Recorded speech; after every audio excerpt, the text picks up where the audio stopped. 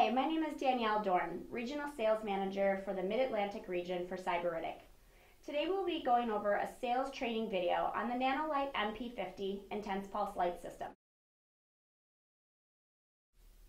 With me today is Dr. Thomas Barrows, Medical Director for Cyberlytic. He will be speaking about the functionality of the Nanolite MP50 in addition to performing a live demonstration. Dr. Barrows? Thanks, Danielle. Today I'm going to be talking to you about the Nanolite MP50, which is an intense pulse light device, or IPL. IPL differs from lasers in that it delivers a broad continuum of light, unlike lasers which deliver a very narrow band or even single frequency of light. In order to deliver the right treatment to our patient, we employ the use of a series of filters known as cutoff filters.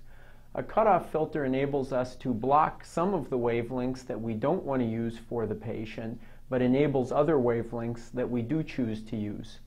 The way that this machine works is it delivers energy into a flash lamp, which is usually a source of krypton or xenon flash lamp, which then travels out through the handpiece here. This large hose basically delivers water cooling directly to the device, as intense pulse light devices can become hot. At the end of the handpiece, we have a sapphire filter window that is cooled to provide comfort to the patient as well as epidermal protection. I have here with me a number of the filters that we might use, and in looking at these filters I can explain to you some of the treatments that we're able to achieve. We have, as one indication or treatment, acne.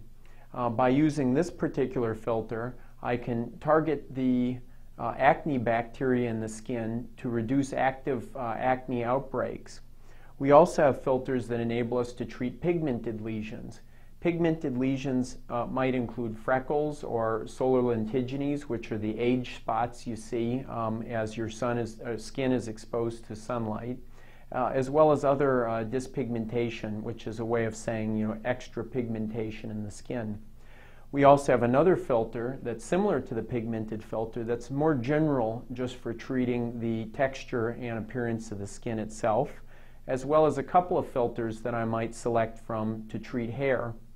In addition, we have a vascular filter that I can use to select the wavelength that works the best to treat small blood vessels under the skin. To use the Nanolite MP50, we operate it with our key trigger in the front. The hum, the sound that you're hearing, are pumps and fans within the device that work to cool the handpiece as well as to operate the machine. The display that comes up has several features that the end user will operate. One is the energy. The energy setting can be selected to control the voltage that's delivered to the flash lamp. As we increase the energy, the flash lamp becomes more intense, much in the way a dimmer switch would increase the strength of your light bulb. We can also break this down into single pulse durations. In other words, we fire just one continuous pulse of light from the device and then the device turns off. Or we can break it up into a series of sub-pulses in which it flashes rapidly. The reasons for this are somewhat technical in nature, but they have to do with providing skin protection for people who have dark skin types. In addition, we can control the pulse duration. The pulse duration is useful. If you want to treat something like hair, you may want to use a longer pulse duration because we have to provide more heat into the hair than, say, some other indications in which only a short pulse duration may be necessary. All this is explained in the user manuals in great detail. The main number that you see on the screen, currently now saying 34.8, is the fluence. The fluence is essentially the amount of total energy that's delivered to the patient during the entire individual pulse over the surface area that's been selected. This is the best way to compare from treatment to treatment what your settings have been. Typically, when we have a patient who's never had a treatment before, we'll start with somewhat lower energy settings and test the skin response. As the patient demonstrates tolerance of the procedure, we can increase this number to provide a more effective treatment. Obviously, we don't want to start with the highest power because this can cause complications. it can be difficult to predict from person to person how their skin will respond.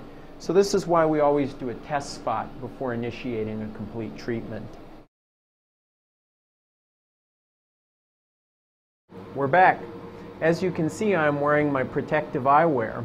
It's always important every time you do a procedure to make sure you've selected the correct eyewear for the device.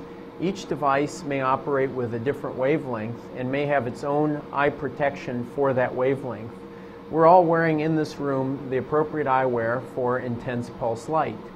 I have in my hand the handpiece for the intense pulse light device, and I've selected the 640 nanometer cutoff filter. This is the filter that we use for hair removal treatments.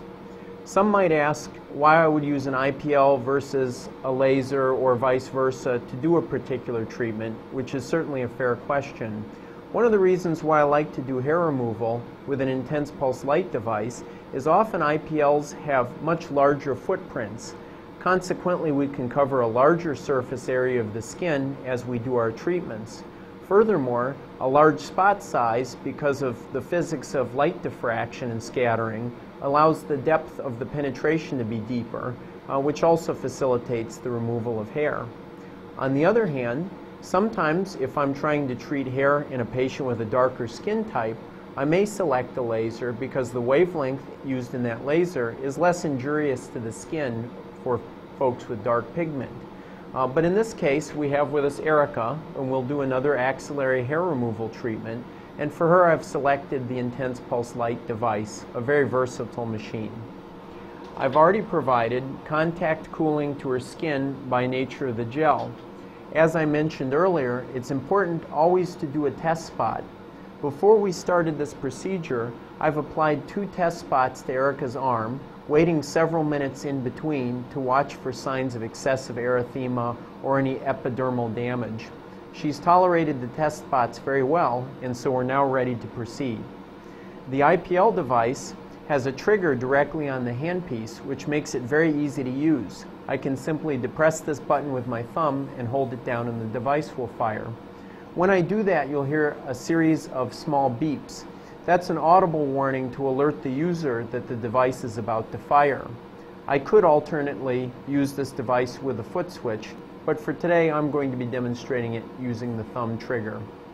The device is armed and ready to go.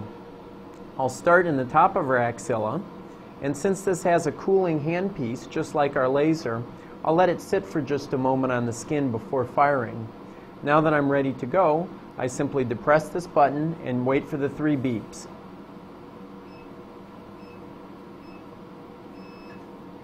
And you can see there was a bright flash. Intense pulse light is very, very bright, and it's important that your eyes are protected. How was that, Erica? Good. Now I'll move down and we'll cover the axilla with most likely just a single pass. There's about 2.5 seconds between pulses if I keep the handpiece depressed, so I can simply keep the trigger pressed as I move slowly down her arm. Every so often it's good to stop, however, and allow the skin to cool and allow the sapphire cooling mechanism to catch up. You still doing okay? Great. So we'll continue with just a few more pulses and we'll be done.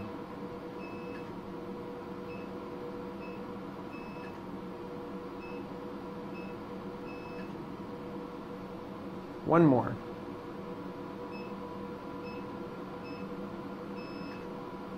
There we go. As you can see, our client tolerated the procedure very well with minimal discomfort. We have an excellent cooling mechanism on the end of this handpiece. When combined with the coupling cooling gel, provides a very comfortable treatment for hair removal. This is an important device to have in your practice. With the myriad of lasers and IPL devices that are available, it's often difficult for a clinician to decide which device to have. I've always felt that an intense pulse light device is probably one of the best machines to have as the cornerstone of your practice, as it can do many different types of treatments. Other lasers can be added to that practice to enable specific techniques. Today we will be performing a sales training video. Sorry, I can't.